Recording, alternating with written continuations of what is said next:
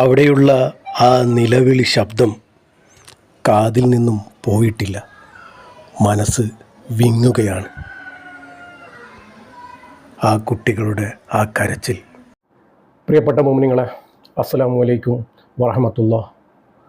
ഒരു വീടില്ലാത്തതിൻ്റെ വിഷമം ഒരുപാട് അനുഭവിച്ചവനാണ് ഞാൻ. ഇന്നും അനുഭവിച്ചുകൊണ്ടിരിക്കുന്ന ഒരാളാണ് ഞാൻ. അതുകൊണ്ട് തന്നെ വീടില്ലാത്തവൻ്റെ വിഷമം ഒരുപാട് മനസ്സിലാവും.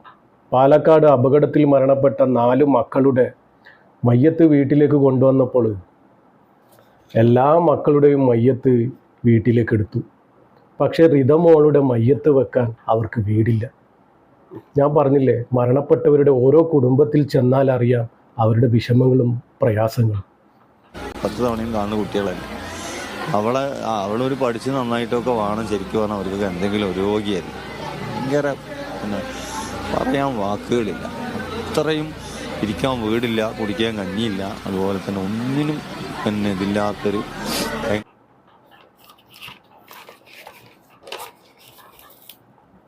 വീടില്ലാത്തതിൻ്റെ വിഷമം ഒരുപാട് അനുഭവിച്ചവനാണ് ഞാൻ. ഇന്നും ഞാൻ അനുഭവിച്ചു കൊണ്ടിരിക്കുകയാണ്. അപ്പോൾ അതിൻ്റെ വിഷമം എനിക്കറിയാം. ആ ഒരു പിതാവ് എത്രമാത്രം വേദനിക്കുന്നുണ്ട് എന്ന് മനസ്സിലാക്കാൻ എനിക്ക് പറ്റും. പടച്ച റബ്ബ് നമുക്കൊക്കെ നല്ലൊരു വീട് വെക്കാനുള്ള സൗകര്യം ഒരുക്കി തരട്ടെ. ആമീൻ. ഒരുപാട് പേർക്ക് വീടില്ലാതെ കഷ്ടപ്പെടുന്നവരുണ്ട്. അവർക്കൊക്കെ വീടുണ്ടാക്കാനുള്ള സൗകര്യം പടച്ച റബ്ബ് ഒരുക്കി കൊടുക്കട്ടെ. ഉള്ളവന് ഇല്ലാത്തവനിക്ക് കൊടുക്കാനുള്ള മനസ്സും പടച്ച റബ്ബ് കൊടുക്കട്ടെ. ആമീൻ. അപ്പോൾ ഈ റിദ ഫാത്തിമയുടെ വീട്ടിലെ അവസ്ഥ വളരെ മോശമായിരുന്നു. നന്നായി പഠിക്കുന്ന കുട്ടിയാണത്രേ. അതുകൊണ്ട് തന്നെയാണ് അവർ വളരെ കഷ്ടപ്പെട്ട് ആ മകളെ പഠിപ്പിക്കുന്നത്. റിദ ഫാത്തിമയുടെ ഉപ്പ ഒരു ഓട്ടോ ഡ്രൈവറാണ്. ഒരു ഓട്ടോ ഓടിച്ചിട്ട് കിട്ടുന്ന പൈസ എന്താണെന്ന് നമുക്കറിയാലോ. അതുമാത്രമല്ല, അദ്ദേഹം ഒരു ഹൃദയരോഗിയും കൂടിയാണ്. ഹൃദയ സംബന്ധമായ അസുഖമുള്ള ഒരു വ്യക്തിയാണ് റിദ ഫാത്തിമയുടെ ഉപ്പ. വളരെ കഷ്ടപ്പെട്ടാണ് റിദ ഫാത്തിമയുടെ ഉപ്പയുടെ ചികിത്സ തന്നെ നടന്നു പോകുന്നത്. അതിനിടക്കാണ് ഈ ഹൃദയം പൊട്ടുന്ന മകളുടെ മരണവും. പടച്ച റബ്ബ് അവരുടെ രോഗത്തിന് എത്രയും പെട്ടെന്ന് പൂർണ്ണ ശിഫ നൽകട്ടെ, ആരോഗ്യം കൊടുക്കട്ടെ, ആഫിയത്തും കൊടുക്കട്ടെ, ഇസ്സത്തും റഹ്മത്തും കൊടുക്കട്ടെ. ആമീൻ ആമീൻ യാ റബ്ബൽ ആലമീൻ. അപ്പോൾ ഓരോ വീട്ടിൽ ചെന്നാൽ അറിയാം ഓരോരുത്തരുടെയും വിഷമം. അപ്പോൾ ആളുകളൊക്കെ ഈ മയ്യത്ത് വെക്കാൻ സ്ഥലമില്ലാത്തത് കണ്ട് വളരെയധികം വിഷമിച്ചു. ചർച്ചാ വിഷയമായിരുന്നു അന്ന്. ഇതൊരു സന്തോഷമുള്ള വാർത്തയാണെങ്കിലും ഒരുപാട് സങ്കടവുമുണ്ട്. സന്തോഷവും സങ്കടവും നിറഞ്ഞ ഒരു വാർത്തയാണിത്. ഒരു വീടാകാൻ വേണ്ടി ഒരു ജീവൻ പൊലിയേണ്ടി വന്നു. അങ്ങനെ ഈ കുട്ടിയുടെ മരണം കാരണം ഇവരുടെ കുടുംബത്തെ ഒരുപാട് പേർക്ക് അറിയാൻ പറ്റി, ഇങ്ങനെ ഒരാൾ ജീവിച്ചിരിക്കുന്നുണ്ട് എന്ന്. അധിക ആൾക്കാരും എത്ര പ്രയാസമുണ്ടായാലും അഭിമാനം എന്നൊരു വിഷയമുണ്ട്. അത് വിട്ട് ആരും കളിക്കില്ല. ഉണ്ടില്ലെങ്കിലും ഉടുത്തില്ലെങ്കിലും അഭിമാനം കളയാൻ, തൻ്റെ അഭിമാനത്തിന് ക്ഷതമേൽക്കുന്നത് ഒന്നും ആരും ചെയ്യാൻ ആഗ്രഹിക്കുന്നില്ല. അതുകൊണ്ട് തന്നെ ഇവരുടെ വിഷമങ്ങളും പ്രയാസങ്ങളും ആരും അറിയില്ല. ഈ മകളുടെ മരണം കാരണം ഇവരെയും ഇവരുടെ കുടുംബത്തെയും ഇവരുടെ ചുറ്റുപാടും ആളുകൾ അറിയാൻ തുടങ്ങി. നമ്മുടെ നാസർ മാനൂക്ക സംഭവം അറിഞ്ഞു.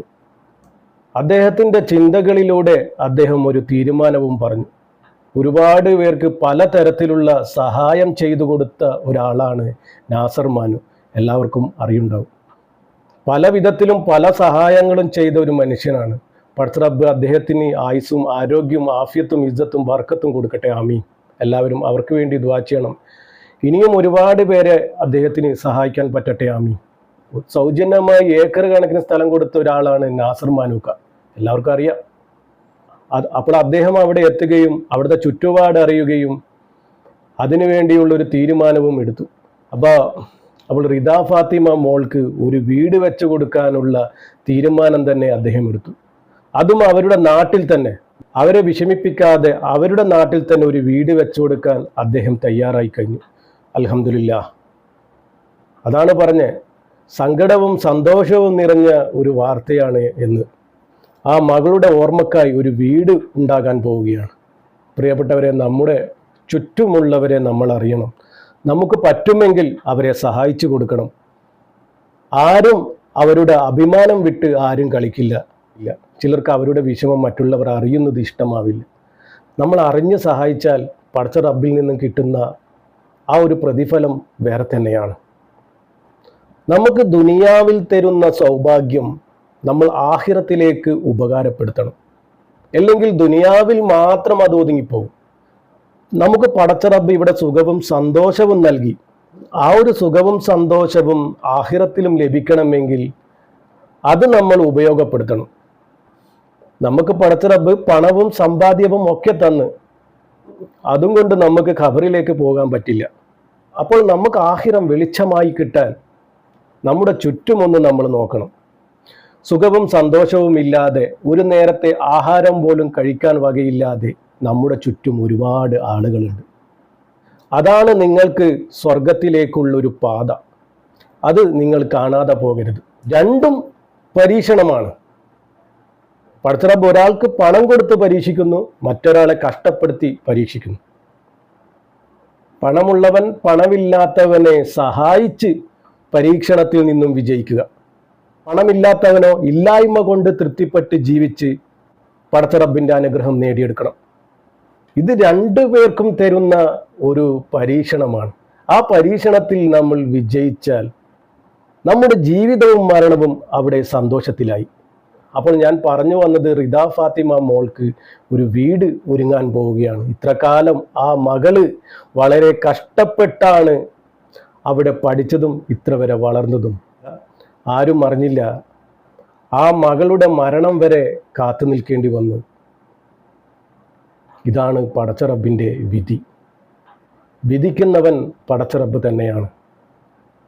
ആ വിധി അനുസരിക്കുക നമ്മുടെ കടമയും കൂടിയാണ്. എന്തെന്നാലും ഉപ്പയുടെയും ആ കുടുംബത്തിൻ്റെയും കണ്ണ് തുറപ്പിക്കാൻ ഈ മകൾക്ക് സാധിച്ചു.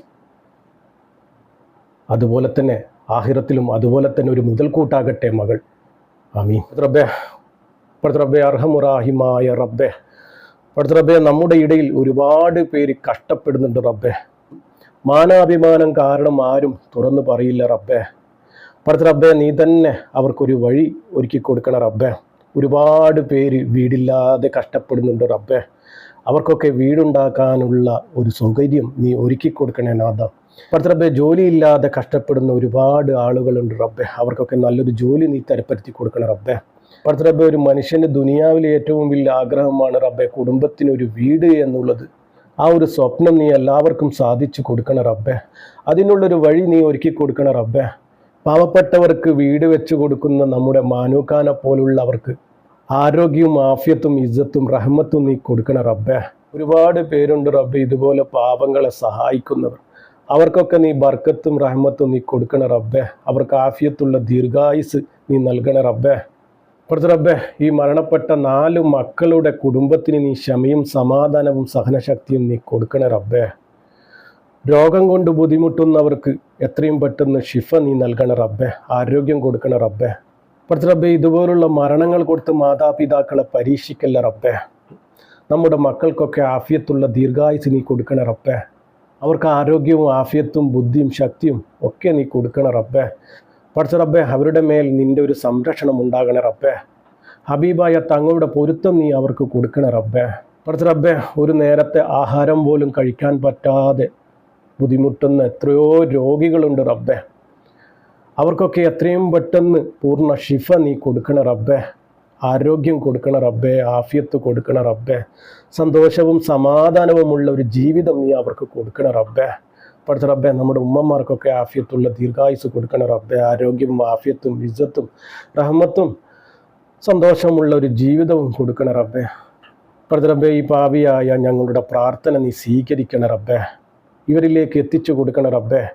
ഇവരുടെ ഖബറിലേക്ക് എത്തിച്ചു കൊടുക്കണ റബ്ബേ. പടച്ച റബ്ബേ, നമ്മുടെ ജീവിതവും മരണവും നീ സന്തോഷത്തിലാക്കി തരണ റബ്ബേ. ഈമാനോടുകൂടി ജീവിച്ച് ഈമാനോടുകൂടി മരിക്കാനുള്ള തൗഫീക്കും ഭാഗ്യവും നീ ഞങ്ങൾക്ക് നൽകണ റബ്ബേ. അവസാനം ലാ ഇലാഹ ഇല്ലല്ലാഹ് എന്ന് പറഞ്ഞ് മരിക്കാനുള്ള ഭാഗ്യം ഞങ്ങൾക്ക് ഏവർക്കും നീ നൽകണ റബ്ബേ. ആമീൻ ആമീൻ യാ റബ്ബൽ ആലമീൻ. എല്ലാവരും മരണപ്പെട്ടവർക്ക് വേണ്ടി ദുആ ചെയ്യുക. ഇതുപോലെ പാവപ്പെട്ടവരെ സഹായിക്കാൻ പറ്റുന്നവർ സഹായിക്കുക. നമ്മുടെ ചുറ്റിലുമുണ്ട് നമുക്കുള്ള സ്വർഗീയ വാതിൽ. അത് നമ്മൾ കാണാതെ പോകരുത്. ഇൻഷാ അല്ലാഹ്. അസ്സലാമു അലൈക്കും വറഹ്മത്തുള്ളാഹി.